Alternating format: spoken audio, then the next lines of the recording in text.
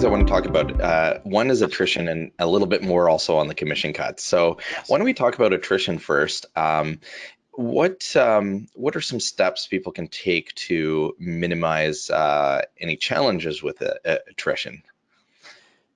Again, it is truly important that before you contract, get an understanding of what is the event history. Often events get handed off from one organizer to the next organizer as cities change, or after 3 years a new RFP has gone out, new agency involved and such.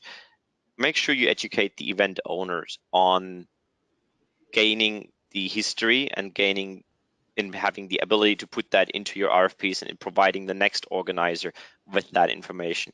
Truly very important information to be collected so that you can contract what historically has been able to, so you're not overcommitting yourself. The other thing, obviously, again, this is general risk management in events. You need to know what other events are in the city that you're contracting, et cetera, et cetera. I think I would tell anything new if I'm saying, look at, is there already compression in the city? All these kind of things, right?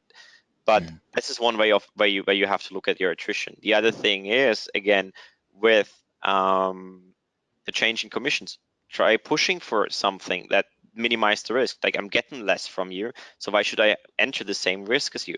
Try asking for that. Try to get the attrition rate down. Is it 80%? Again, 75%. You can get down to that part in terms of you need to fill 75% of the rooms.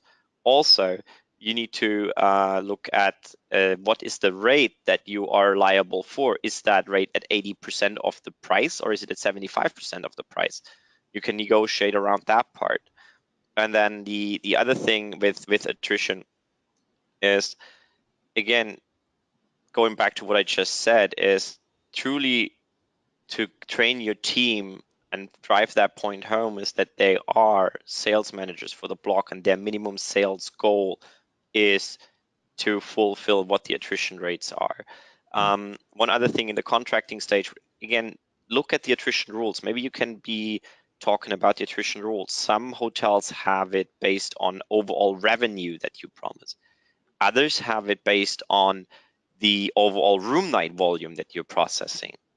And then there's the other ones that are basing it literally on every single night in your room block and the commitment of room types and room numbers that you're picking up every single night, which is really, really a harsh way of enforcing attrition, because it doesn't allow you much shuffling at the end, which you will require, because that's when people make a lot of changes. Most changes to a reservation happen literally 30 days prior to the event, because that's when people start planning around their visit to a certain event, right? So make sure that when you have an attrition clause in your contracts, that you're looking at these attrition clauses and understand them fully. And if you have a commitment, or they want to get you into commitment per night, per room type, ask to have that revised to an overall room night commitment at least. Let's go back to the commission cuts then. Now, with those commission cuts, is that a